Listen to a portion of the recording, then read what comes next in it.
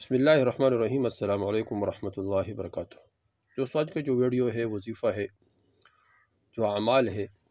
یہ ہر سال حج پر جانے کے لیے اور بار بار عمروں پر جانے کے لیے یہ وظیفہ ہے۔ جو یہ وظیفہ کرے گا اللہ جل شانہ، یہ 3 وظائف ہم بتائیں گے، بہت مختصر وظائف ہے انشاءاللہ۔ جو ان وظائف کو کرے گا تو اللہ جل شانہ ان کو بار بار حج کی توفیق عطا فرمائے گا، اور اللہ جل شانہ ان کو بار بار عمروں کی توفیق عطا فرمائے گا۔ دوستو، یہ حج اور یہ عمرہ، یہ بیت اللہ کی طرف جانا، یہ احرام باندھنا، یہ حجر اسود کے زیارت کرنا، حجر اسود کا بوسہ دینا، اس طرح مقام ابراہیم پر کھڑے ہو کر نفل پڑھنا، اور زمزم کا پانی پینا، زمزم کے کنویں پر جانا، وہاں حضور صلی اللہ علیہ وسلم کی جائے پیدائش اس مقام کو دیکھنا، اور اس طرح صفا اور مروہ کو دیکھنا، ان دونوں مکانات پہ چکر لگانا، اور اس طرح طواف کرنا، یہ تمام وہ نعمتیں ہیں کہ دنیا کی تمام نعمتوں سے بڑے ہوئے ہیں، اور یہ تمام وہ نعمتیں ہیں کہ ہر مسلمان اس کا محتاج ہے،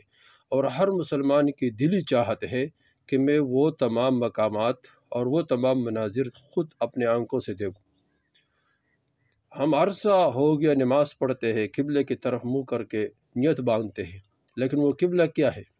وہ بیت اللہ کیا ہے؟ وہ بیت اللہ کون سا جگہ ہے؟ کس طرح ہے وہ؟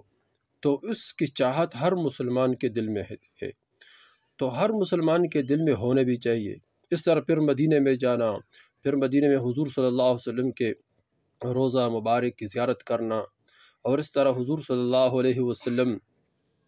وہاں جو صحابہ کرام رضی اللہ تعالیٰ عنہ کے قبریں ہیں جنت البقیع، ان کے زیارت کرنا، مدینے کے گلے گلے کوچے کوچے میں گھومنا، اور اس طرح وہاں جو زیارات ہے وہ کرنا،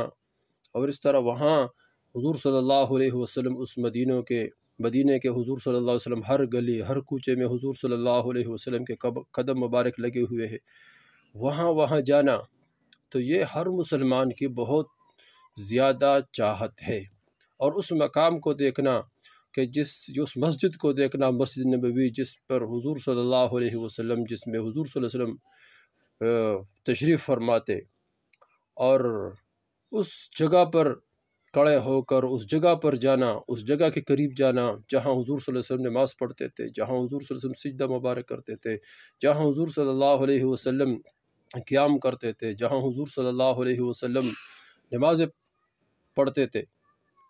تو دوستو، یہ جو وہ تمام مکانات ہے جس کے ہر مسلمان دل سے، وہ انتہائی دل سے دل کی گہرائی سے انسان چاہتا ہے کہ میں وہاں چلے جاؤں، لیکن بعض اوقات انسان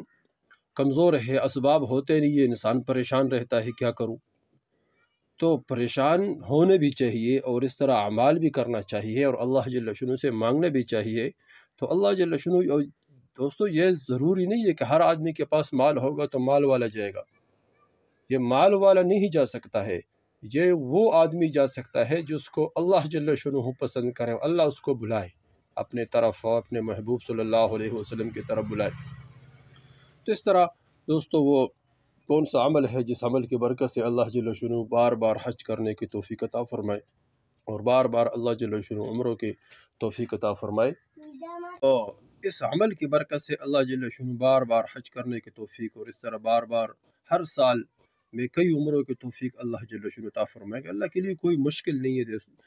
دیکھو دوستو، اللہ کے لیے کوئی کام مشکل نہیں ہے، اللہ کن فیکون ذات ہے۔ اللہ جل شانہ تمام کائنات کے نظام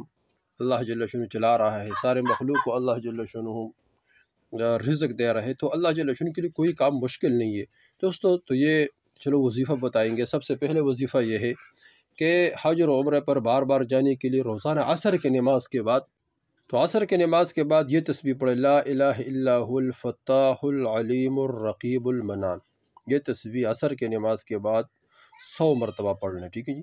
یہ ایک عمل ہو گیا، یہ روزانہ پڑھے، اس کے بعد دعا مانگے، اللہ جل شانہ انشاءاللہ بار بار حج اور عمرہ کی توفیق عطا فرمائیں گے۔ دوستو، دوسرا عمل یہ ہے کہ 2 رکعت صلاۃ حاجت پڑھے، پھر اپنے جگہ پر بیٹھ کر